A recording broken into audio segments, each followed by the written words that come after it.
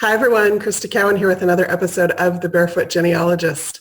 Today we are asking the question, are these really my ancestors? It is August the 15th, 2018. I'm actually in Poland on vacation this week, but I wanted to make sure I got this video out to you. Now this is for, particularly for those of you who are brand new to Ancestry, but even if you've been on Ancestry a while, there are some things you'll probably learn here, and if you consider yourself an intermediate researcher, there might be a thing or two for you in this video as well.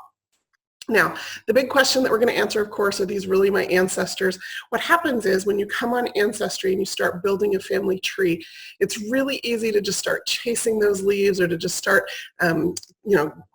clicking and climbing. And we even use that phrase, climbing your family tree, as if it's this existing thing and you just have to climb up it. But one of the things that I've learned is that your family tree is a little bit more like a jigsaw puzzle where you don't have the box, so you have no idea what the completed picture is going to look like.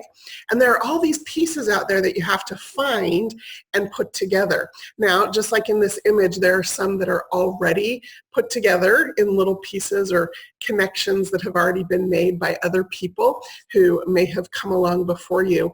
But your tree is a little bit unique to you.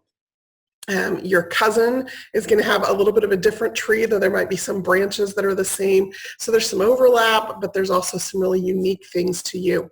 And so when you come on Ancestry and you start building your tree, it's a matter of finding the right pieces and putting them in the right places so that you can make the picture that is your family tree more complete with every piece that you add to it. I appreciate that analogy a little bit better, and maybe it's something that you can grasp onto as well. Well, with that introduction, let's go ahead and dive in. We're going to come over here to the website and just take a look. So this is a screen that most of you should be familiar with. When you start your family tree on Ancestry, you add yourself and your parents and your grandparents, and you put in what you know about them. And hopefully you've also talked to parents or grandparents or aunts and uncles and gotten some additional information about what they know about their parents and their grandparents. And so you add that information into the tree, and then you start to get these little leaves on Ancestry. And what those leaves are is that they're just Ancestry saying that they have found some information either in a record or in someone else's family tree that they think matches some of the information that you've got here. Now, we call them hints. And one of the things that sometimes happen is people hear the word hint and they think it's like Ancestry has set up a scavenger hunt for you and we're giving you hints to get to the treasure at the end. And that's a little different than how we mean the word hint. What we mean is we think we found a record, or our computers did, that matches what you put in your tree. Now there could be 4 men with the same name in the same time in the same place.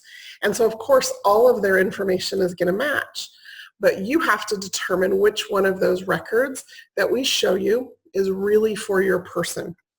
And so it requires you to do a little bit of analytical thinking and to, check the edges of the jigsaw puzzle piece, as it were, and make sure that it fits with the other things that you already know about your family history.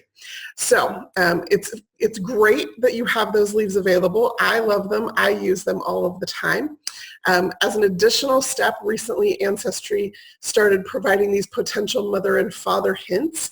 Now what those are is just like the leaf hint that you get here, it is just a hint. And we're pulling that information from other people's family trees and from records, again showing you right here on your pedigree chart what we think is a potential parent for this person. Now, we allow you to review that information, so I can click here and I can click review, and it will show me who the computer thinks might be the father of this individual. It gives me some dates and places to review, and then I can either say, yes, it is her father, and it will add that information into my tree. No, it's not her father, and then that potential father hint goes away. Or maybe it is, I'm not sure, and so it'll sit there until I collect additional information in order to decide. So that's kind of how we use the hints, and like I said, I use them as well. But once you've done that, and that's a fun way to get started, once you've done that, you then need to make sure that you can go back and just review the information you've collected and see if it's accurate. We want you climbing your family tree and not somebody else's. And so here are just a few questions that you can start to ask to review the information in your family tree to make sure if it's accurate. Because if it's inaccurate, there's going to be a few different outcomes. One, you'll hit what we call a brick wall in genealogy. You'll be looking and looking and looking for information about a person to see if you can take it back another generation, and you won't be able to find anything. Well, sometimes that's because the information you've already added to your tree is wrong, and that means you're not going to be able to go to the next step.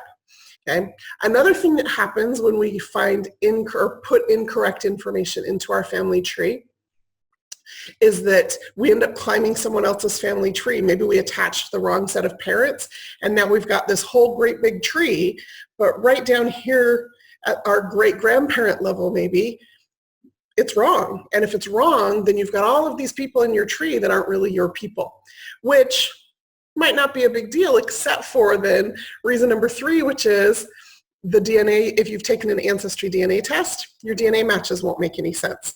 You'll see people on your DNA match list and you'll think their information in their tree does not match the information in my tree. How am I related to these people? Well, it could be that the information in your tree is not accurate. So I've just put together this little list to help you run through and just do some kind of a gut check on your tree. The first thing is, do the dates make sense? What I mean by that is when you're in your tree and you just look at relationships between parents and children, does it make sense that somebody born in 1826 can have a child in 1857?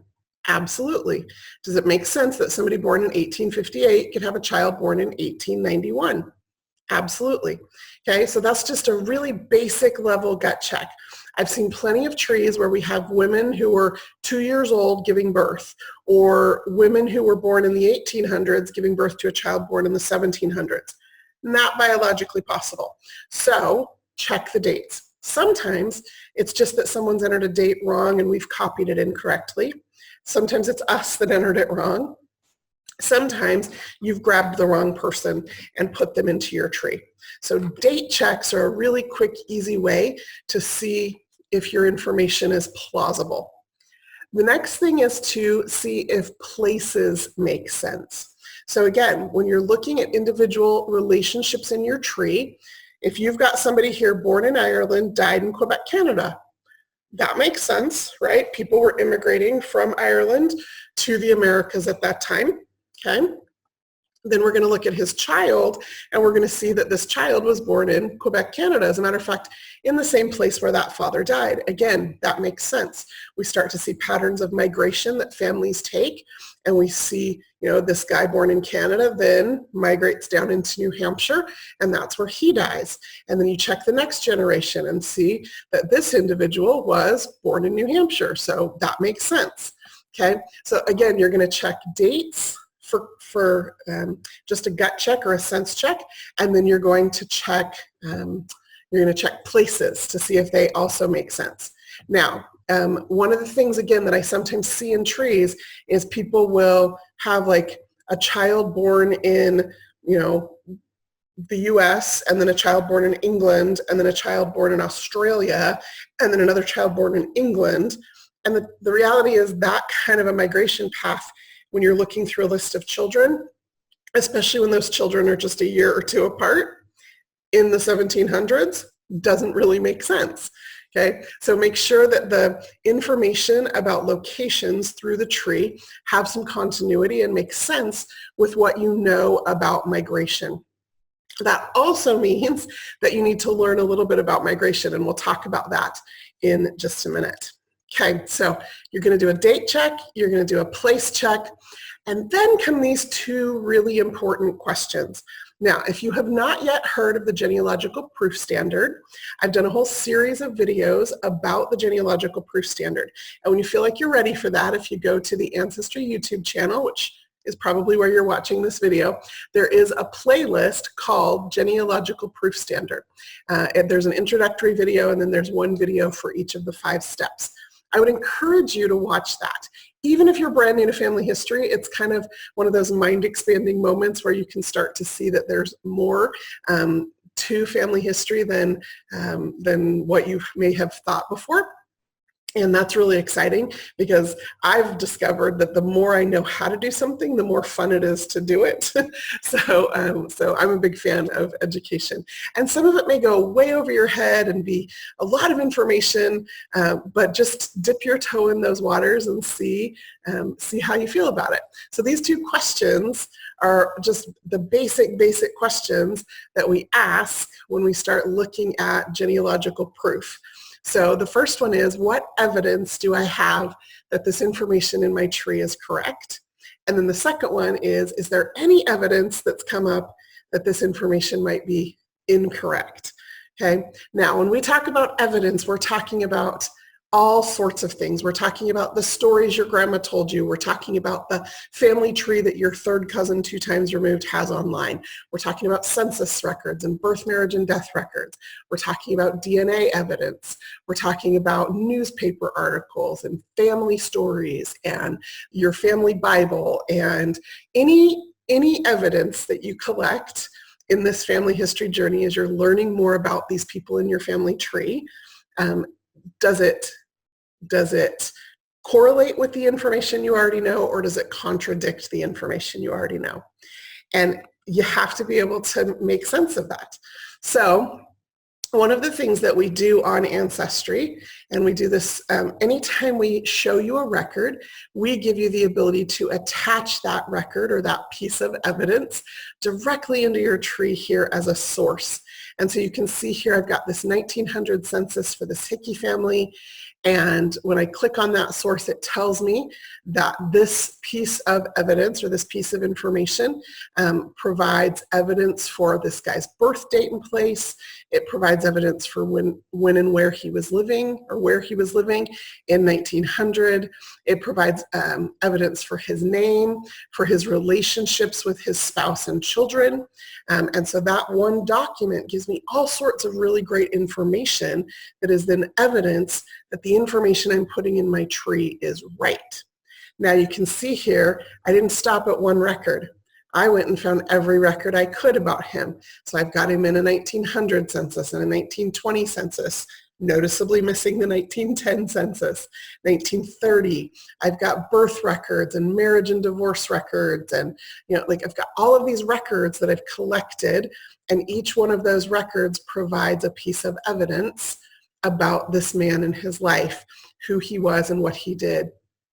And that's really what you're looking for, is you're looking for what evidence exists that tells me about this person and who they were, and is there any evidence anywhere that contradicts it? And so if you come across a piece of evidence, for example, that says that the father of Frank Dewey Hickey is Joseph Hickey and the mother is Abby Turner, that's great. But if you then come across a second piece of evidence that says the father of Frank Dewey Hickey is Joseph Hickey and the mother is a woman named Margaret Anderson, well, now you've got some conflicting information. You've got 2 different mothers named in 2 different kinds of records. And so you have to then figure out which one of those is accurate, look for additional evidence or additional information to help you come to a conclusion. So that's just the basics of what we're doing here, is we're just trying to find information out about people and their lives and their relationships, and we're using documents and evidence and family stories and DNA and newspaper articles and any one of the other billions and billions of records that Ancestry has available for you to do that.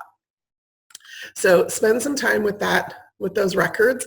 It's great to chase those leaves. It's great to just copy information from the tree of some cousin who may have already done a bunch of work, but you want to make sure that their work is accurate, and you want to make sure that you have the evidence.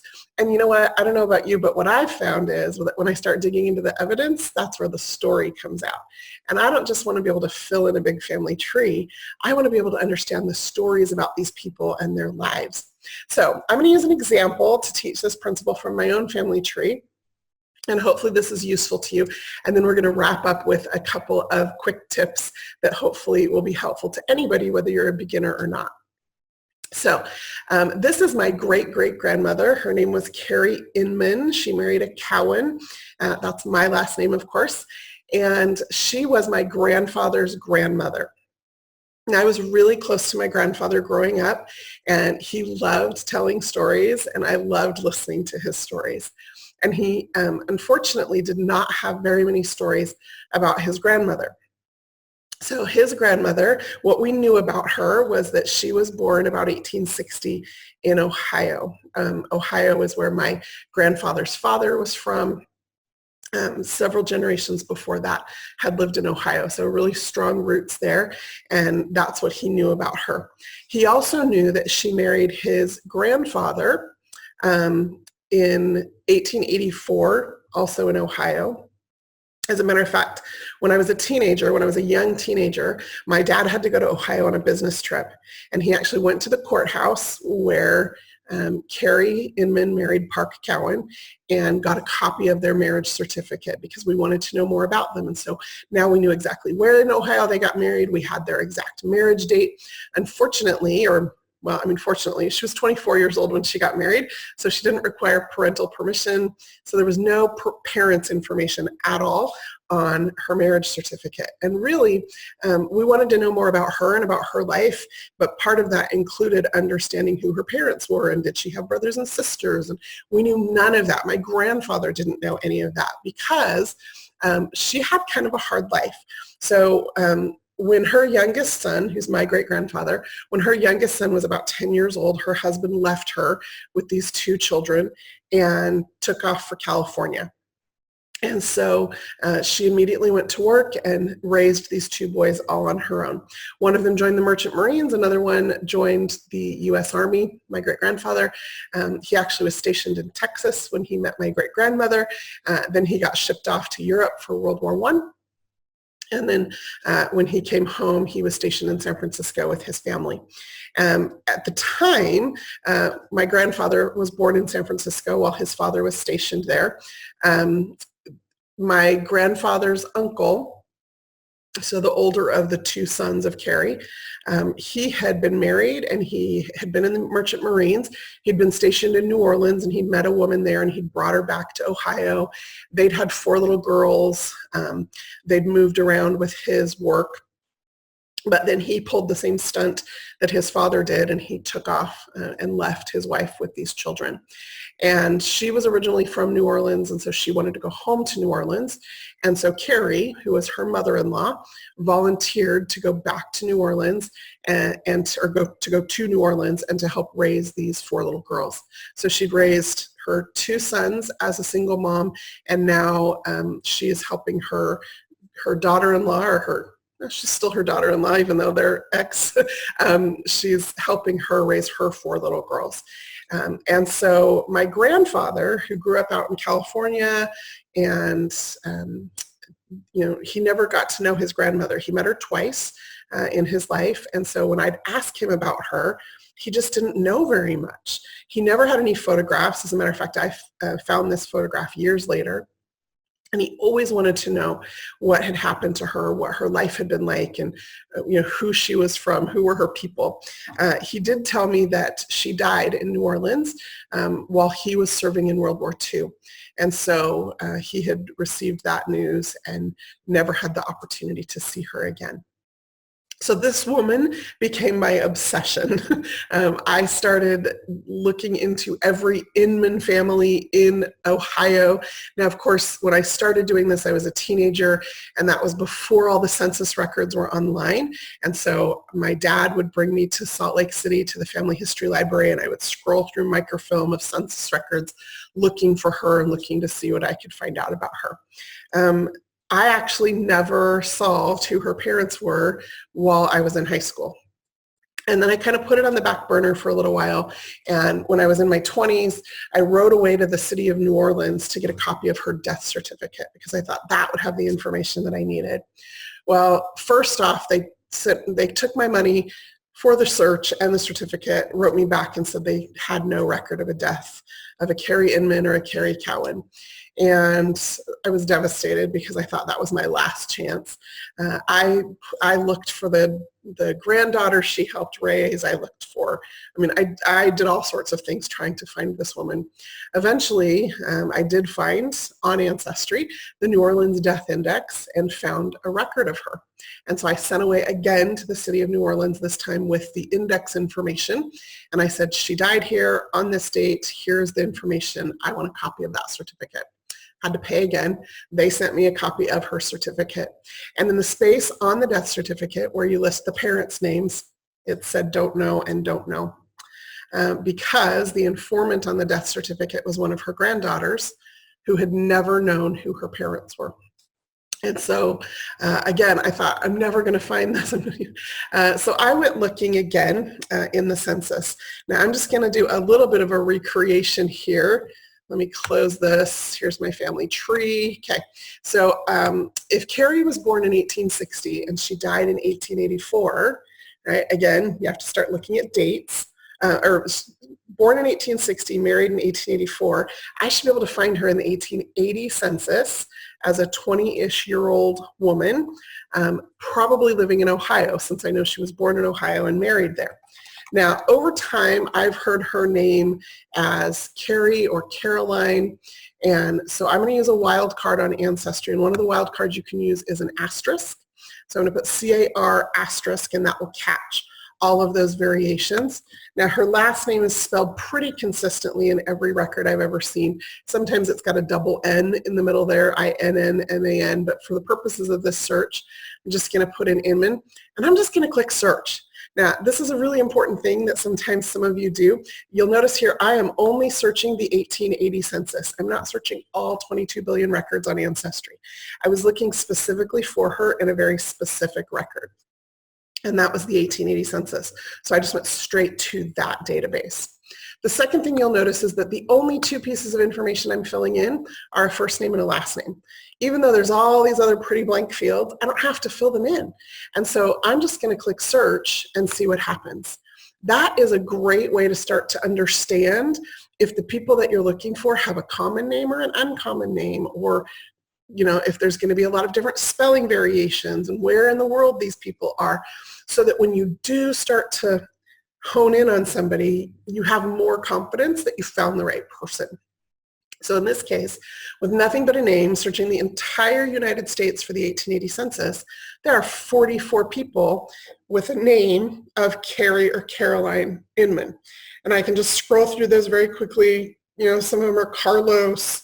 I've got Carter, right? Because remember, all I asked for was anybody whose name starts with C-A-R. So I'm just going to click Edit Search, and I'm going to add one more piece of information. The other piece of information we were super confident about was that she was born in Ohio. And so I click that, and I click Search again, and now I've gone from 44 people down to 8. So now I've got 8 people born in Ohio named Carrie Inman. Now, I know she was born in about 1860. That's what her marriage record told us. That's what the censuses we found after her marriage in 1910 and 20 of her as a wife and a mother show.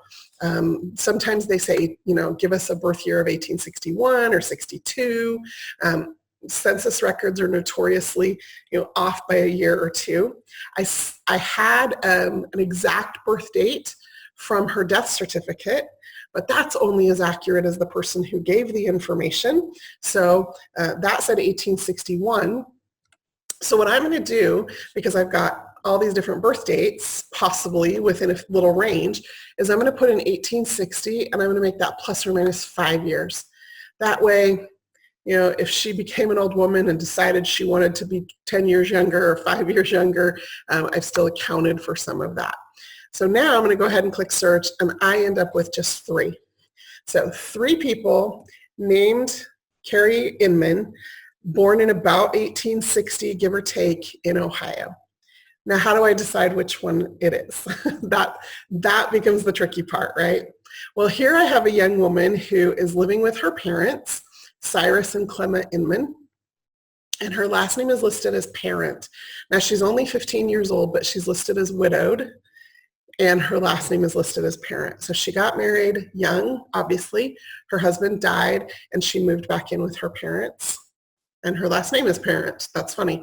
And so here what we have is this woman who was married. Could this be my Carrie? Could she have been married before, and then she doesn't get married again until she's 24? Possibly. So certainly could be her. Worth looking into. This second one here, she is actually single. She is living in someone else's household, so not family members. She's listed as a servant in the household, and her occupation is listed as dressmaker. She's born in about 1861, so right age in Ohio. Interestingly enough, she's living in the exact same town as this other Carrie. And then this third one is living in the same county. So we've got three women, same name, same age, living in the same county. Okay, and this one, the interesting thing about her is she is living with her grandparents. She's listed as a granddaughter in the census. There are some other children of this couple and another grandchild of this couple living in this household. Now, this woman has the middle initial A, which has come up repeatedly on my great-great-grandmother's other records, so that might be a clue. But we had heard that one of the ways she supported herself and her children and her grandchildren was as a dressmaker, so that could be her. But we also knew that she never really talked about her life to anybody, and so maybe it was because she'd had this really hard thing happen to her at a young age where her husband had died, and that's why she never wanted to talk about it. So we have these three possibilities. Y'all, I spent a long time looking into these people. I searched out this Isaac and Sally Inman. I tried to find their children. I managed to find all of their children. I looked to see if I could find who their children's children were to see if, there was any connection, because what I'm trying to do is connect the dots here. What I did discover was that this young woman, Carrie Inman, who married a Parent, was subsequently widowed.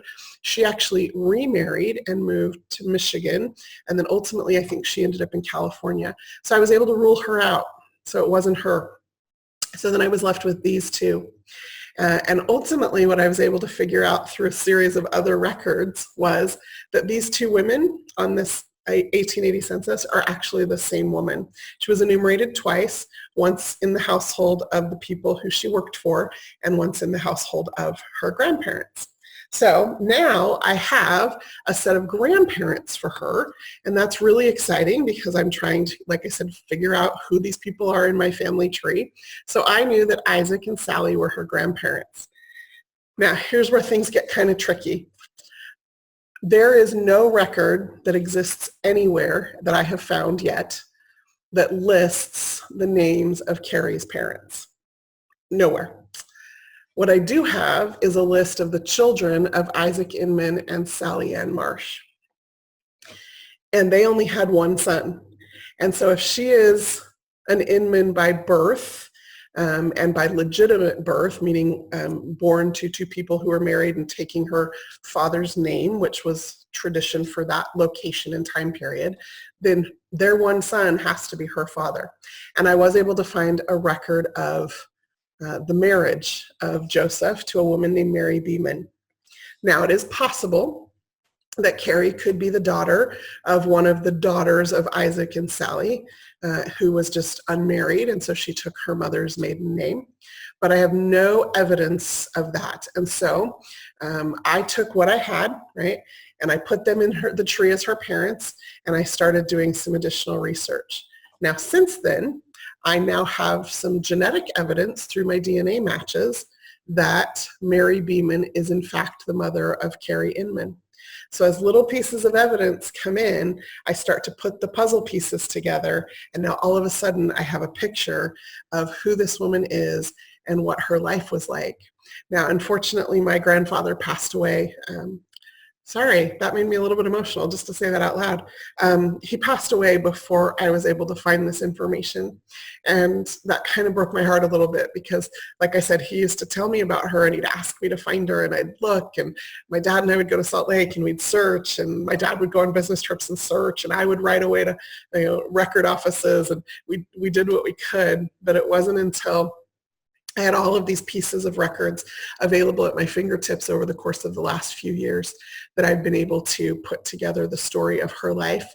I've since found newspaper articles about her divorce, and I've found I found those 4 daughters or 4 granddaughters in New Orleans, and I've spent time with their daughters and sons and grandchildren and got to know even more about her story. I've inherited photographs of her. I probably have a half dozen or so now, and all because I just really carefully had to put together the pieces of the puzzle.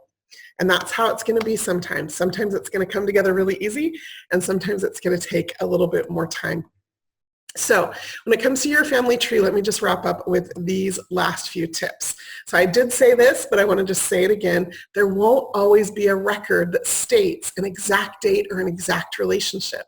Sometimes the best you're going to get is a series of census records that lists an approximate age, and you're going to have to put in your tree that this person was born about 1861. And that's as good as it's going to get because there's no birth record, and their tombstone has a different date on it than the census record, than the military record for their age. So you do the best you can with all the little pieces of evidence that you collect. Sometimes you will not find a record that states an exact relationship. In the case of Carrie, I still to this day do not have a record that says she is the daughter of these 2 people.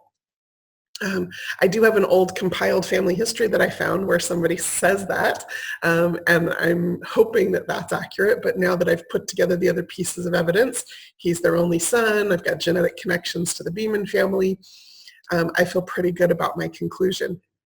But sometimes you have to put those pieces together. In the genealogical proof standard, we call that indirect evidence, and when you amass enough of it, you can come to a conclusion. The other thing that I would encourage you to do is to really get curious about the people in your tree. Get curious about their lives and their relationships. It's really easy to get caught up in the leaf clicking, and it's fun. I have a genealogy colleague who says if genealogy isn't fun, you're doing it wrong. And I believe that. It's a lot of fun to chase the leaves and to see where different lines take you.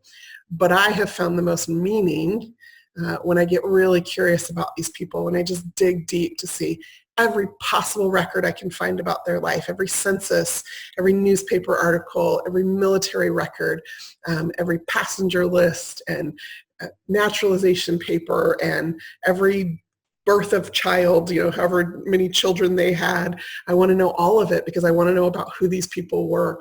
For me, it's not just about climbing a family tree. It's about coming to know my ancestors and who they were and why they made the choices that they made.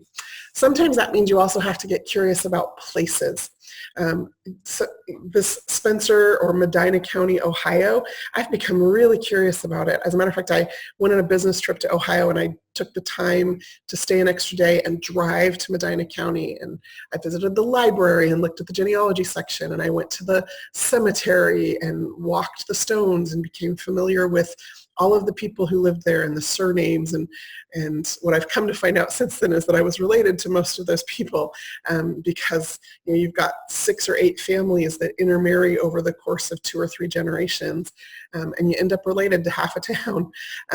I also wanted to understand a little bit more about why this place, why my ancestors came from where they came from to this place. Was it something about the crops that grew there, or the business that opened, or the industry that was available?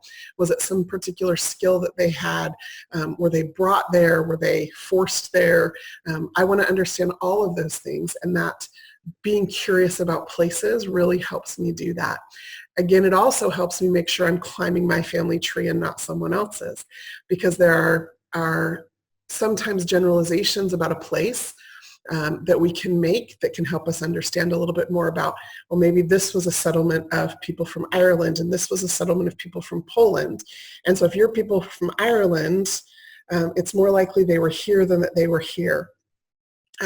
That's true when you start talking about, for example, Native Americans. Understanding what tribes lived where at what time will help you make sure that if you have Native American history in your tree, that you're looking at the right people. You can't say you're Cherokee, but that your family was from North Dakota because the Cherokee weren't there. So lots of different things about places, and just, you know, do a quick internet search and learn more about that particular place. It'll help make your family tree more accurate. And then just because something seems right doesn't mean that it is, right? It's, like I said, really easy to just click, click, click, copy, copy, copy, and really fun and really fast. But sometimes that information is not accurate. And so our job, or our fun, is to find the records and all the little pieces of evidence, all the little pieces of the jigsaw puzzle, and put them together to build this picture of our family tree. And then to learn as much as we can about those people. So hopefully for those of you who are new to family history, this was a little bit eye-opening and a little bit encouraging for you as you start to build your family tree and make new discoveries about who they were and what that means for who you are. For those of you who've been doing family history or who've been with us here at Ancestry for a while, hopefully that was useful and there was some new tips or some new tricks there that you learned. But for all of you, I just hope that you have fun and you know, just have fun climbing your own family tree. Until next time, this is Crista Cowan.